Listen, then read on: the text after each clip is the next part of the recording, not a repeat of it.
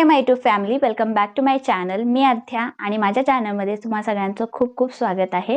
माझं गेटअप आणि bye title तुम्हाला समजलंच असेल की मी आज तुमच्यासोबत काय शेअर करणार आहे। आज मी तुमच्यासोबत मकर संक्रांती स्पेशल असा मेकअप ट्युटोरियल घेऊन आलेली आहे, जो तुम्ही घरी इझिली करू शकता।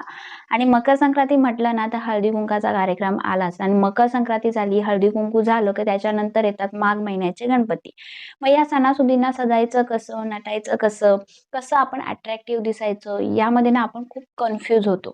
तर गाईज, मी आज तुमच्या सोबत जो मेकअप ट्युटोरियल शेअर करणार आहे ना, खूपच सिंपल आहे, खूप इझी आहे।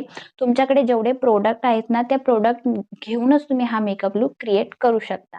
आणि आता काय झालंय माहितीये का, ओ माय गॉड, तो जो आलेला आहे ना, त्याच्यामुळे तर खूप भीती वाटायला लागली आहे। बाहेर पण आपण जाऊ शकत नाहीये, पण जर बाहेर नाही जाऊ शकत तर घरातच आपण चांगल्या प्रकारे आपला सण साजरा करू शकतो। आपण जर हिरमुसल्यासारखे राहिलो तर घरातले सगळे हिरमुसल्यासारखेच राहतात, पण जर आपणच जर टकाटक एकदम मस्त अट्रॅक्टिव्ह राहिलं, ज्या दिवशी सण असतो त्या दिवशी मस्त मेकअप केला, साडी घातली, एक ट्रेडिशनल असा मेकअप केला, तर बाकीच्यांना, आपल्याला बघून बाकीच्यांना पण खूप उत्साह येतो। म्हणून नेहमी आहे ना, सणांना आहे ना अट्रॅक्टिव्ह दिसायचं, खूप छान छान असं मेकअप करायचं। प्लस हे ओमायक्रॉनचं असू दे, फर्स्ट वेव्ह असू दे, सेकंड वेव्ह असू दे, थर्ड वेव्ह असू दे, हे ना डोक्यातूनच निघून जातं। म्हणून कधी पण आहे ना प्रसन्न राहायला आपण शिकलं पाहिजे। तर त्या निमित्तानं मी हा मेकअप लुक क्रिएट केलेला आहे, जो तुम्हाला नक्की आवडेल। तर चला, हा मेकअप लुक कसा मी क्रिएट केलेला आहे तो मी तुम्हाला दाखवते, कसा क्रिएट करायचा आहे ते पण दाखवते।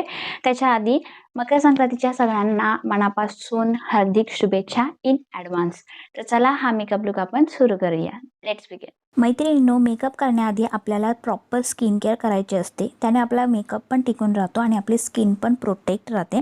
तर इथे मी पॉन्ड्सचं लाईट मॉइश्चरायझर घेतलेलं आहे आणि ओव्हरऑल पूर्ण फेसला लावून चांगलं मसाज करून ते स्किनमध्ये अब्झॉर्ब करते।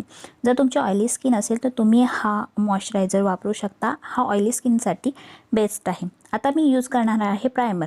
माझ्याकडे ब्लू हेव्हनचा प्रायमर आणि ॲलोवेरा जेल आहे। जर तुमच्याकडे प्रायमर नसेल तर तुम्ही ॲलोवेरा जेलसुद्धा वापरू शकता। इथे माझ्याकडे ब्लू हेव्हनचा प्रायमर आहे म्हणून मी प्रायमर वापरते। प्रायमर वापरल्याने आपले जे पोर्स असतात ते बंद राहतात आणि त्याने जो फाउंडेशन असतो ना, तो बिलकुल पण स्पॉईल नाही होत आणि तुमचा मेकअप जो आहे तो लॉंग लास्टिंग पण राहील। तर मी डॉट करून असं अप्लाय करते आणि नंतर मी हलक्या हलक्या हाताने स्किनमध्ये ते ॲब्झॉर्ब करते, जेणेकरून माझा मेकअप लॉंग लास्टिंग राहील, पोर्स माझे बंद राहतील। प्रायमर अप्लाय करून झालेला आहे। आता मी इथे फाउंडेशन यूज करणार आहे। फाउंडेशनसाठी मी लॅक्मेचं 95 primer matte perfect cover foundation घेतलेलं आहे आणि याचा शेड आहे 320 अँड वॉर्म कॅरमल असं याचा शेड आहे। याला थोडासा मी शेक करणार आहे। शेक केल्याने जो बुडाला बसलेला फाउंडेशन असतो तो व्यवस्थित मिक्स होतो। तर व्यवस्थित शेक करून मग मी माझ्या फेसवर डॉट करून तो अप्लाय करते आणि फिंगरच्या हेल्पने मी थोडंसं त्याला ब्लेंड करणार आहे। आणि मी इथे आयलिडवर पण लावलेलं आहे आणि मी अंडर आय एरियाला सुद्धा लावलेलं आहे, कारण की मला थोडंसं पिगमेंटेशनचं प्रॉब्लेम आहे। आणि इथे मी कन्सिलर आहे ना ते स्किप करणार आहे, तुम्ही बघू शकता, पुढे बघालच। तर कन्सिलर यासाठी स्किप करणार आहे की बहुतेक महिलांकडे कन्सिलर वगैरे नसतं, फाउंडेशन असतं पण कन्सिलर ही कन्सेप्ट बहुतेक जणींना माहिती नाही आहे।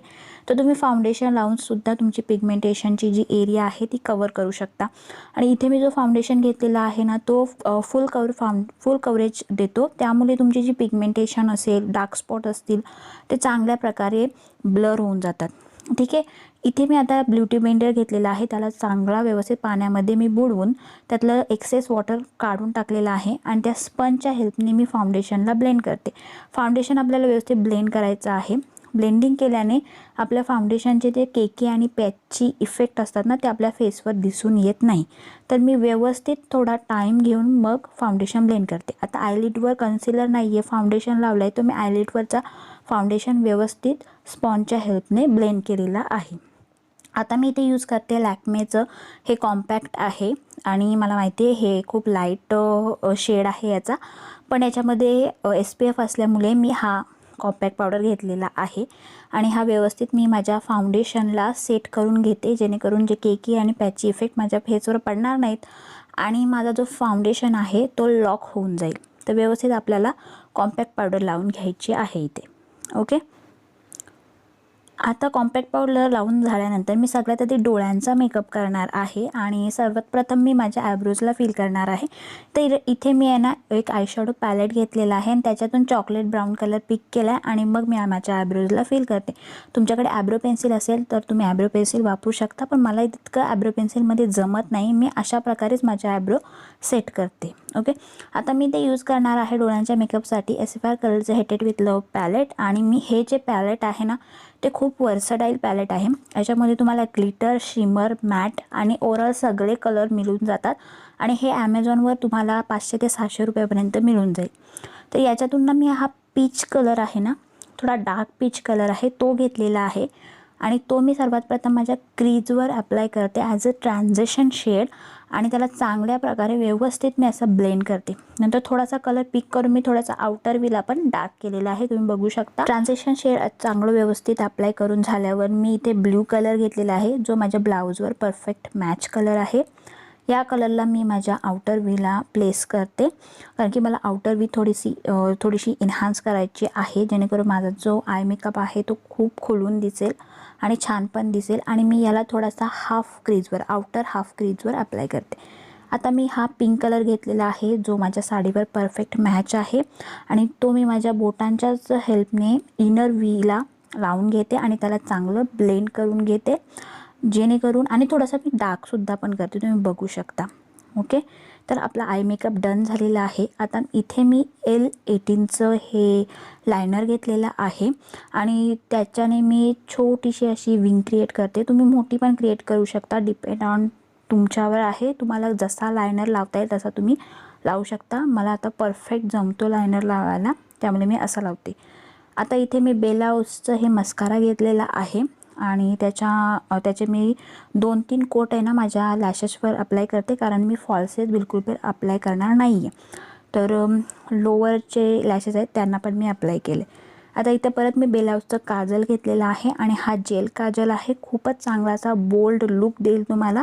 तर वॉटरलाईनला चांगल्या प्रकारे आपल्याला टाईट करून घ्यायचं आहे इथे। ओके, नंतर मी परत पिंक कलर घेतलेला आहे जो माझ्या साडीवर मॅच आहे तो, आणि मी माझ्या वॉटरलाईनला थोडंसं स्मच करते जेणेकरून खूप चांगला असा लुक तुम्हाला मिळेल।